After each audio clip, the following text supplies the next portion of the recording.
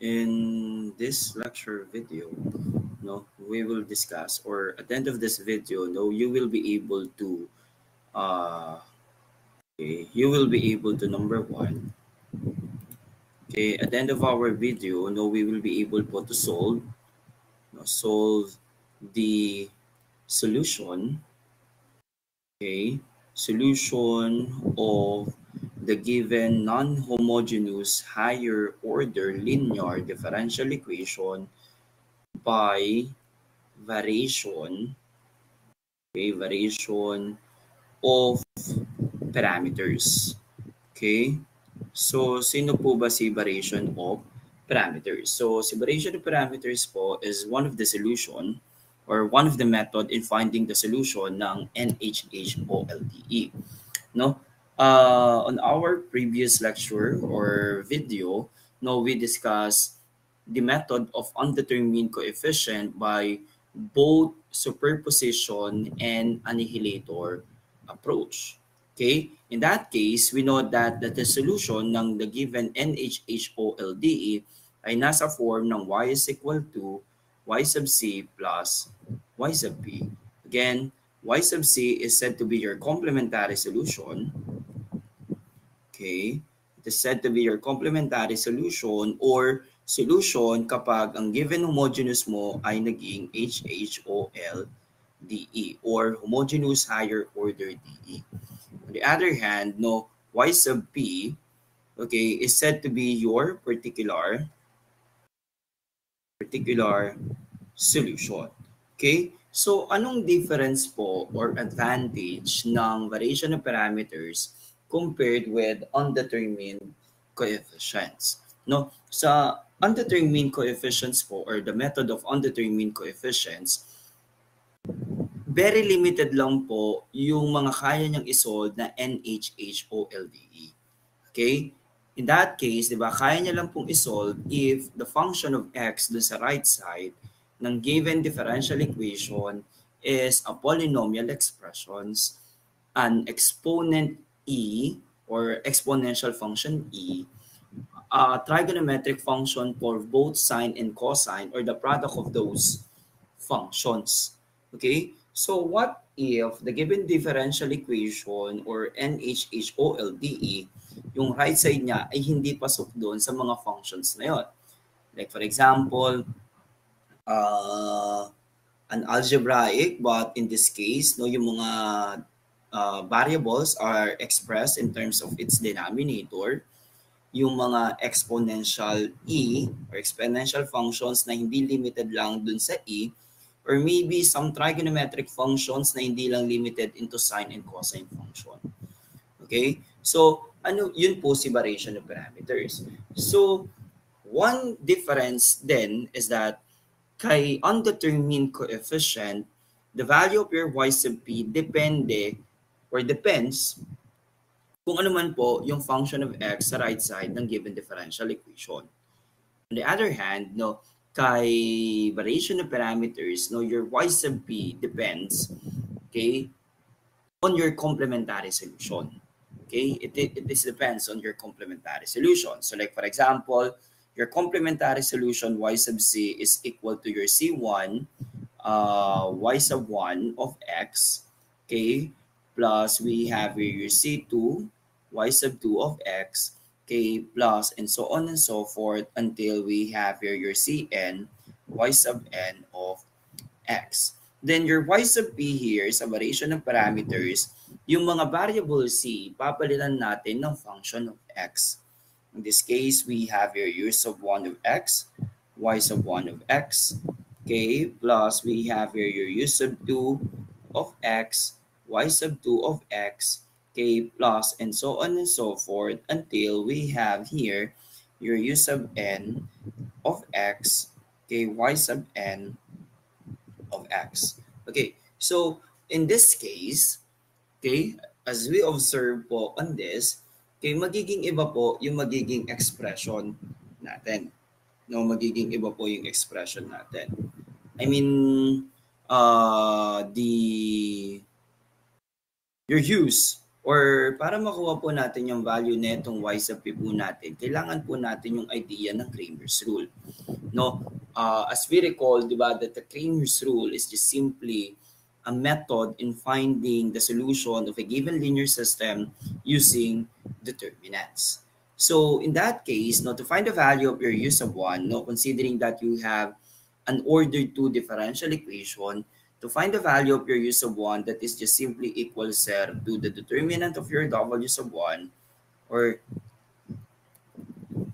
your u sub 1 prime of x is equal to the determinant of your w sub 1 over the determinant of w, and we have your u sub 2 prime of x is equal to the determinant of your w sub 2 over the determinant of w.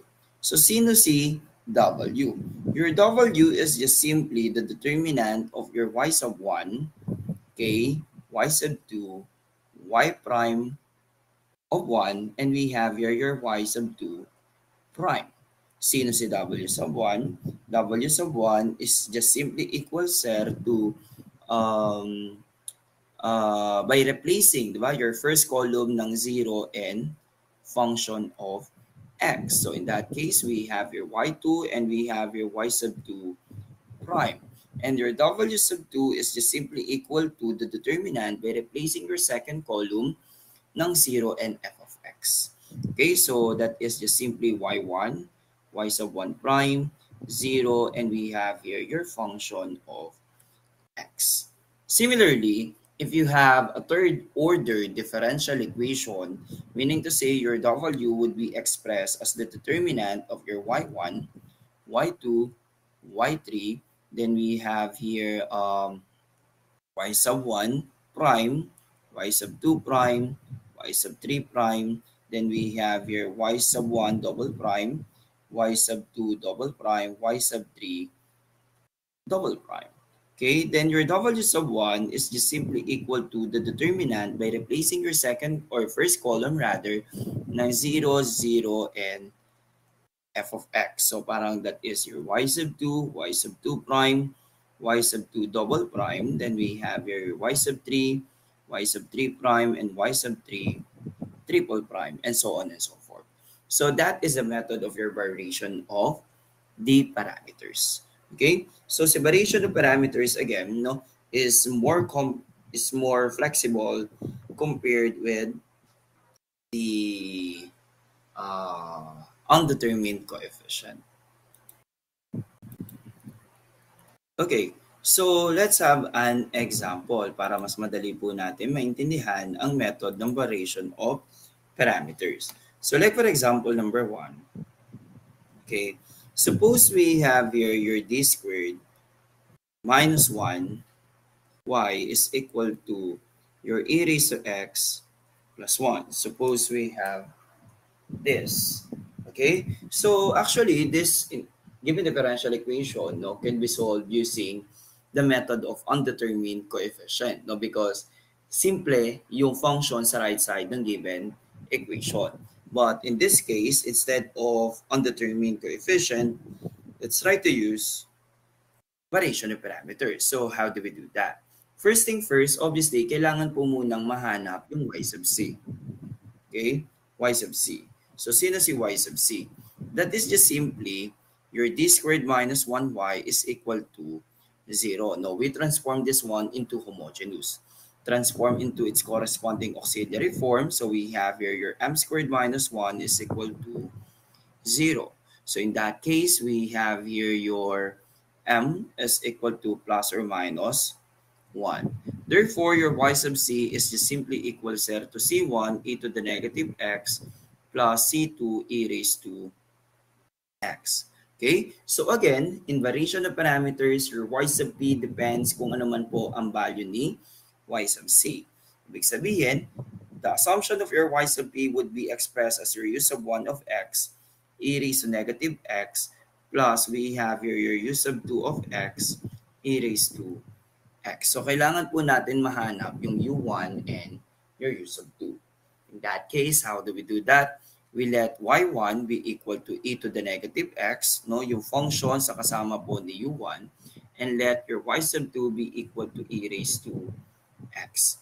Taking its first derivative for both y's, so that is y prime, that is negative e to the negative x, and we have here y sub 2 prime is equal to e raised to x.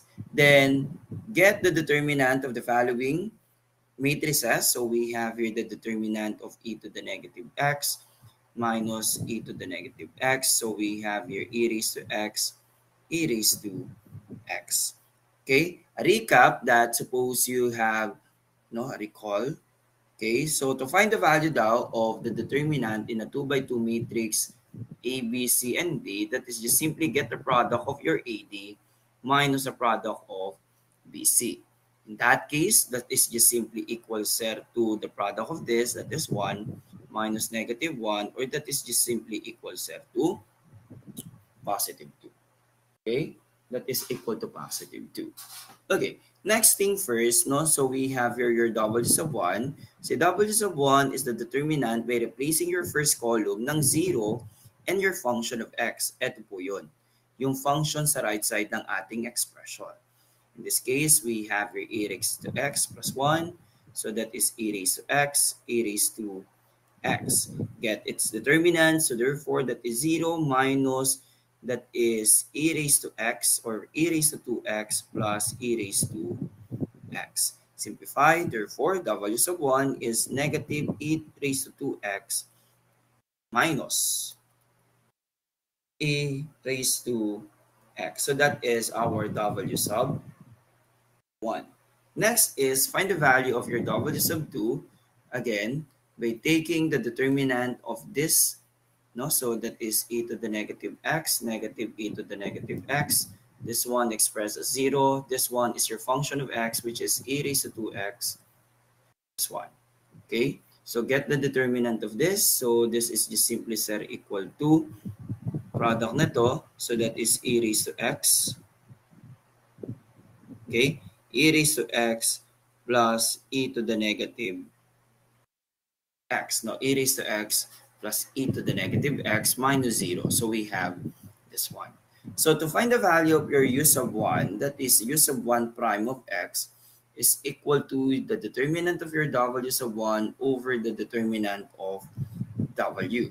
In this case, the determinant of your w sub 1 is equal to negative e to the negative 2x minus e raised to x. And the determinant po ng w is just simply equal to 2. To find the value of your u sub 1, just integrate both sides of this expression with respect to x.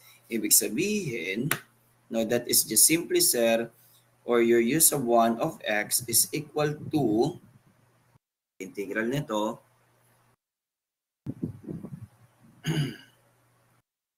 should be positive, no? Ito ay positive po, no? Yan.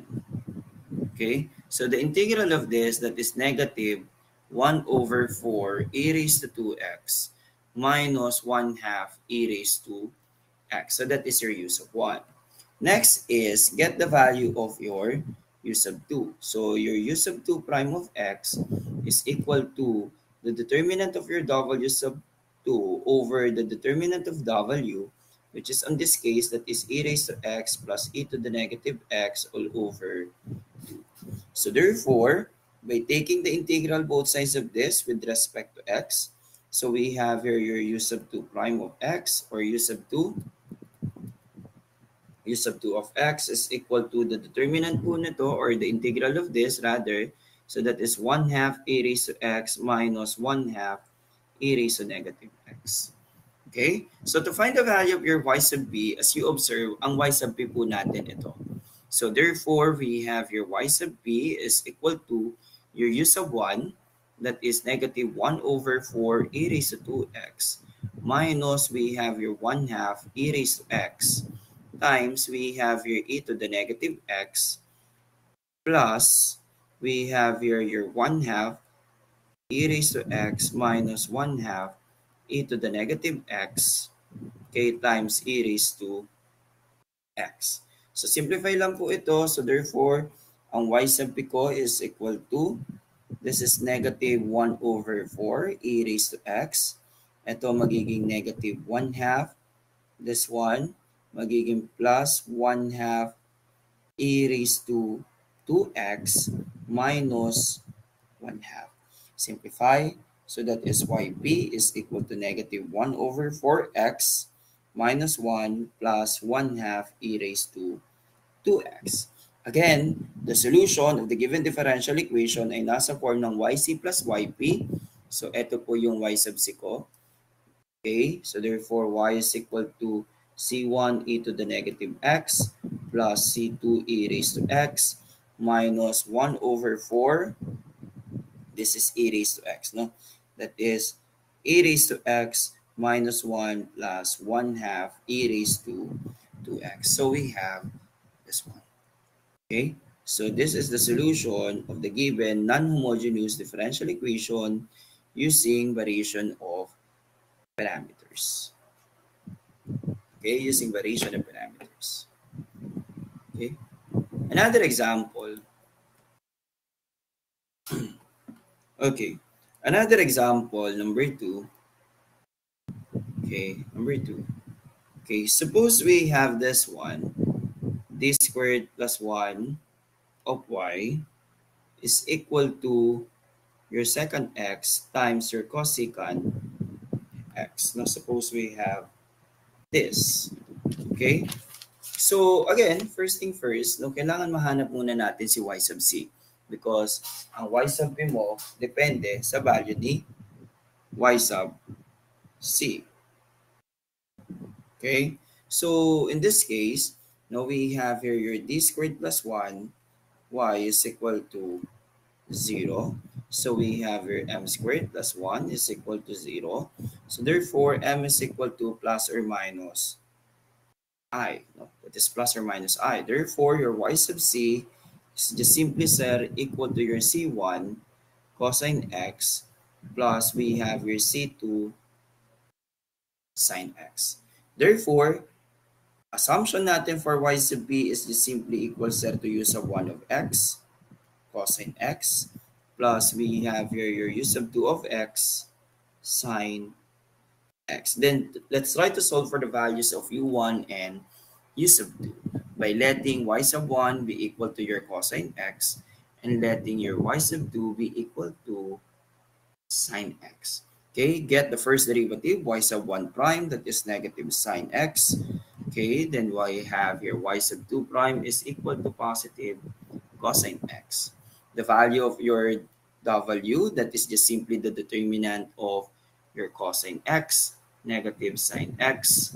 Okay, we have your sine x, then we have your cosine x. Get its determinant, so therefore this is equal to cosine squared x minus the negative of sine squared x. In this case, we have here cosine squared plus sine squared, but we know that cosine squared plus 1 y squared, or sine squared rather, is equal to 1. Okay? So, next thing is to find the value of your w sub 1. So, in this case, your w sub 1 is just simply the determinant by replacing your first column by 0 and your function. In this case, ang function ko po is given by second x cosecant x. So, in this case, ito po ay sine x. This one is cosine x. Now, get its determinant. So, the determinant of this, that is just simply 0 minus. We know that the reciprocal of sine is cosecant. So, matitira na lang po dito is secant x. Therefore, ang w sub 1 ko po is equal to secant x. Okay? W sub 2 is just simply the determinant by replacing your second column naman. No? Second column, so this one is cosine x. This one is negative sine x. Okay, so ito 0. Then we have here second x sine, or second x cosecant x. Get the determinant po of this. So therefore, your w sub 2 is equal to cosecant x. No, that is your cosecant x. In this case, to find the value of our u sub 1, that is your u sub 1 prime, is equal po to the determinant of your W sub 1 over the determinant of W, which is equal sir to, which is equal po ito to the negative po, negative second x, okay, over 1. Okay, so we just simply integrate of this both sides with respect to x, and we know that ang integral po nito is the negative ln second x plus tangent x. Okay, so that is your u1. Then we have your u sub 2 prime is equal to the determinant of w sub 2 over the determinant of w, which is on this case, we have your cosecant x. By integrating both sides of this with respect to x, okay, so therefore your u sub 2 of x is equal to the natural logarithm of cosecant x minus your cotangent x. Okay, in this case, therefore your y sub b is equal to your u sub 1, which is the negative ln second x plus tangent x, okay, times cosine x, no? So we have here your cosine x, okay, plus we have here sine x, okay, times the natural logarithm ng cosecant x minus cotangent x. Hindi na natin ito ma-simplify. So therefore, your solution is a combination ng yc and yp. That is, y is equal to your c1 cosine x plus c2 sine x minus we have here your cosine x. Unahin lang natin to.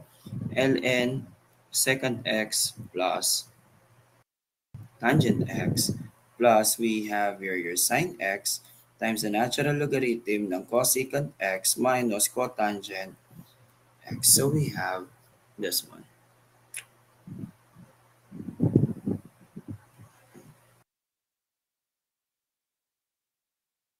So that is the solution of the given differential equation using a non-homogeneous higher order differential equation. Okay, so that is the solution.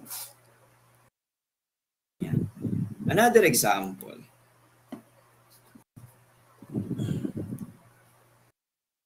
Another example. Suppose we have this one, number 13, or this one, number 12. No. Suppose we have here your d squared minus 3d plus 2, okay, plus 2y is equal to e raised to 2x over 1 plus e raised to 2x. Suppose we have this. Okay, so again, to solve, let's find your complementary solution. So we have here your d squared minus 3d plus 2y is equal to 0. So we have your corresponding auxiliary form. So we have your m squared minus 3m plus 2 is equal to 0. Factorable, so that is m minus 2 tsaka m minus 1 is equal to 0. So therefore, y is equal to, or rather, m is equal to 1 and positive 2. Therefore, your y sub c is equal to c1 e raised to x plus c2 e raised to 2x. Okay? So, using variation of parameters, your y sub p ay nasa form po, again, ng u1 x e raised to x plus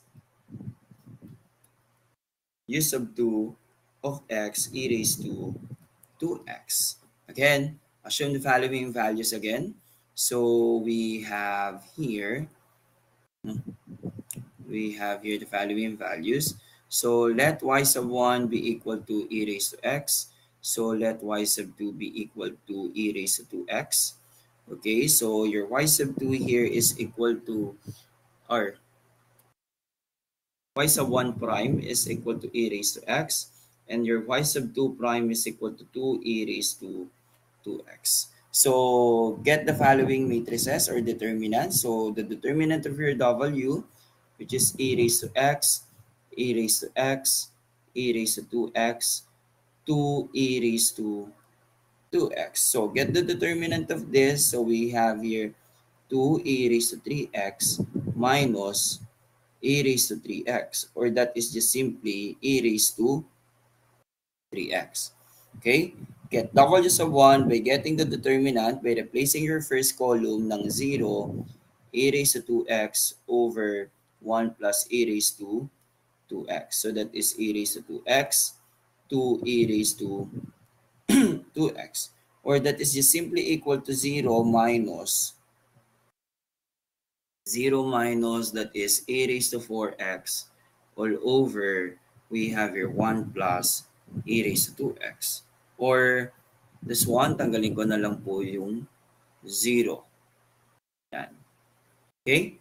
Next is get your W sub 2. No? W sub 2 is just simply the determinant by replacing naman your second column. So that is a raised to x. Copy po ito. So we have your 0, a raised to 2x over 1 plus a raised to 2x. So get the determinant of this. That is just simply equal to a raised to 3x over 1 plus a raised to 2x. Okay. So ngayon, kunin po natin si u sub 1. Because your u sub 1 prime of x is equal to the determinant of your w sub 1 over the determinant of w.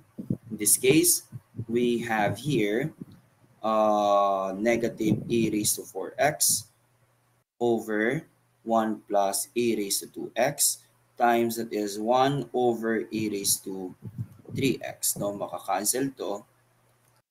Matitira sa atin na lang dito, your u sub 1 prime of x is equal to the negative a raised to x over 1 plus a raised to 2x dx. No, then we just simply integrate. The integral of this, that is your u sub 1 of x, is equal to the negative arctangent ng a raised to 2x. No, that is your u sub 1. Then your u sub 2 prime of x is just simply equal to the determinant ng w sub 2 over the determinant of w, or that is just simply a raised to 3x over 1 plus a raised to 2x. Okay? 1 plus a raised to 2x times this is 1 over a raised to 3x, which is your w. In this case, makakancel po ito. So, matitira sa atin, that is u sub 2 prime of x is equal to 1 over that is 1 plus a raised to 2x. So, integrate both sides of this with respect to x. Again, so therefore, we have your u sub 2 of x is equal to integrate this one, we just simply multiply both sides of this by e to the negative 2x over e to the negative 2x. So in that case, we have your e to the negative 2x dx. Okay, all over, we have here e to the negative 2x plus 1. Okay, so therefore, the integral po of this, that is your u sub 2 of x, is equal to the negative 1/2 times the natural logarithm ng e to the negative 2x plus 1. Okay, e to the negative 2x plus 1. So therefore, your y sub p, okay, is just simply, eto, substitute natin yung mga following values.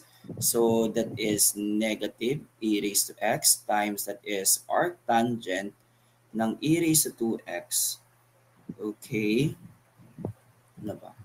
Ito, plus e raised to 2x. No? Ayan. Plus minus 1/2 e raised to 2x times the natural logarithm ng e raised to negative 2x plus 1. Plus 1. So we have this one. Okay.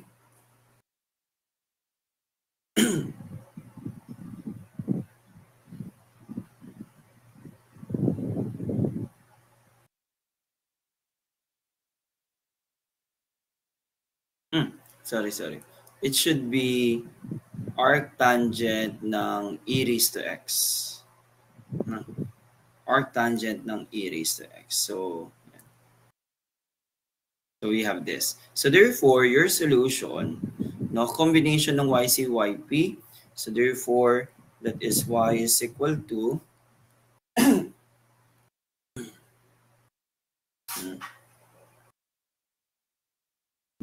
let me check.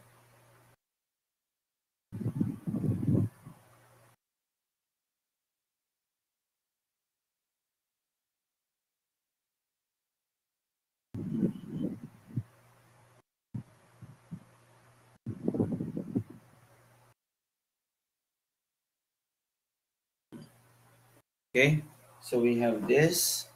So therefore, we have here solution natin y sub c, no? That is c1, no? C1 e raised to x plus c2 c2 e raised to 2x minus e raised to x, that is arctangent ng e raised to x, okay, minus 1/2 e raised to 2x times the natural logarithm ng e to the negative 2x plus 1. So here is your solution. No? Here is your solution ng given non-homogeneous higher order differential equation. Okay? That is the solution of the given non-homogeneous higher order linear PE. Okay? So another example. No? So let's try this one naman, no? Number 4. Okay? Number 4. Suppose we have here your y triple prime plus y prime is equal to tangent x. Tangent x. Okay? So first thing first, no, get its corresponding complementary solution. So we have here y triple prime plus y prime is equal to 0. Its corresponding auxiliary form, that is m raised to 3 plus m is equal to 0. Factor, so that is m times m squared plus 1 is equal to 0. So therefore, m is equal to 0 and plus or minus I. Therefore, your y sub c here is equal to c1 plus c1 or c2 cosine x plus c3 sine x. Okay? So therefore, your y sub p is equal to u sub 1 of x plus u sub 2 of x cosine x plus we have here u sub 3 of x sine x. In this case, meron tayong tatlo, no? So that is y1 is equal to 1, no? Y1 is equal to 1, y2 is equal to cosine x, no? Then y3 is equal to sine x. Is equal to sine x. Okay, get the first derivative. So y prime is 0. Y sub 2 prime is equal to negative sine. Then we have here y sub 3 prime is equal to cosine x. No, y sub 2 prime is equal to 0. Y sub 3 prime is equal to negative cosine x. This is y sub 2. Then we have here y sub 3 double prime is equal to negative sine x. So get the determinant of your w. So that is 1, 0, 0. We have here cosine x, negative sine x, negative cosine x. This is sine x, cosine x, negative sine x. So get the determinant using crisscross method. So this is just simply equal, sir, to sine squared x. This is 0. 0 na siya. Minus minus 0 minus negative cosine squared x minus 0. So therefore, your W is equal to positive 1. Okay? So find the value of your W sub 1 by replacing this one.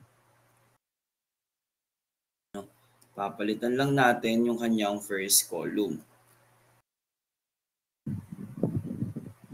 So your W sub 1 would be equal, sir, to, palitan natin yung first column ng this one. Ito magiging 0.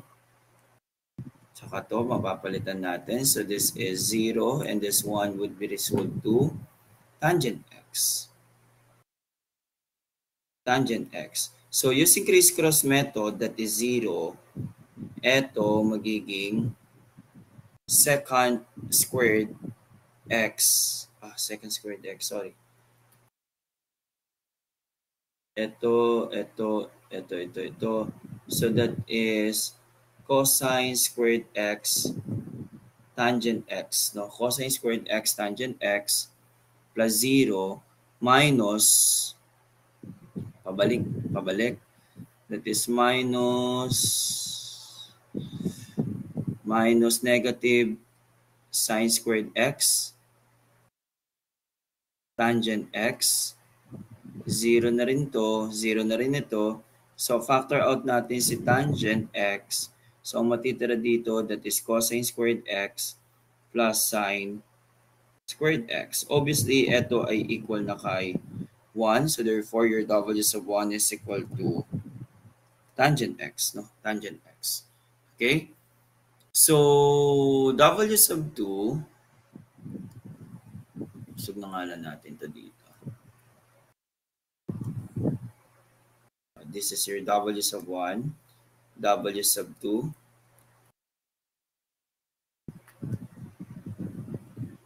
Ito naman yon. Papalitan naman natin yung second column ng 0, 0, and tangent x. No? So ito, papalitan ko to ng 0, 0, tangent x. Okay? So this is your W sub 2. Get the determinant. This is 0, 0, 0 na rin ito. So 0 minus 0. Then we have your tangent over tangent cosine is sine x. Okay, tapos ito 0. So therefore, your W sub 2 is just simply equal, sir, to sine x. Ito si W sub 2. That is just simply equal to negative sine x. Okay, next is your W sub 3. W sub 3 is equal to, ito naman, papalitan mo lang yung third column. No? Palitan natin yung third column na to ng 0, 0, and tangent x. So this is your W sub 3. So we have your 0, 0, tangent x. So multiply, ito, magiging equal po ito to negative sine x tangent x, no? Tapos 0, 0. Minus pabaliktad 0, 0, 0 na rin. So ito na lang siya talaga. That is your W sub 3. So kunin natin si U sub 1 prime of x, no, which is equal to the determinant ng W1 over the determinant ng W. In this case, the determinant of this is tangent x. Ito po, ang W is 1. So get the integral lang po nito both sides with respect to x. So therefore, your U sub 1 of x is just simply equal to the natural logarithm of second x. Okay? So U sub 2 prime of x is equal to the determinant ng W sub 2 over the determinant of W. Ang W sub 2 ko is negative sine x. Get the integral of this both sides with respect to x. So therefore, your u sub 2 of x is equal to integral neto negative sign, negative cos, negative negative. So we have your positive cosine x. And we have here your u sub 3 prime of x is equal to the determinant of w sub 3 over the determinant of w, which is equal to the negative of sine x tangent x dx. So integrate natin both sides. So with respect to x, okay? In this case, kapag ganito po, usually we reduce this one into sine and cosine function. So mangyayari, this one can be expressed as your sine squared x over cosine x, no? Sine squared x over cosine x. But we know ang sine squared can be expressed as 1 minus cosine squared x over cosine x. In this case, that is just simply equal to the negative integral ng secant x dx plus integral ng cosine x dx. Or equal lang po ito to the negative ln secant x plus tangent x plus sine x, no? Plus sine x. Okay? In this case, no, substitute na po natin siya to your y sub p. Ito yung y sub p ko. Let's try to rewrite this one. Rewrite ko na itong dalawa. Ito. So, try natin i-rewrite yung mga following values kay y sub p. So, ang u sub 1 ko is ln x. So, no, ang y ko is equal to c1 plus c2 cosine x plus c3 sine x. Ang y sub b ko, so we have here plus ln secant x.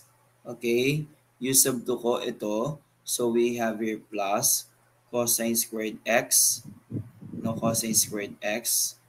Okay, plus we have here negative ln secant x plus tangent x, yan, plus sine x times sine x. We know that sine times sine is sine squared din. Sine squared plus cosine squared is 1. No? 1. So therefore, that is just simply equal to y is equal to c1 plus c2 cosine x plus c3 sine x plus we have here 1 plus ln secant x minus sine x times the natural logarithm ng secant x plus tangent x. So this is the required solution of the given non-homogeneous higher order differential equation. Okay, and that would be the end of this lecture video. Thank you.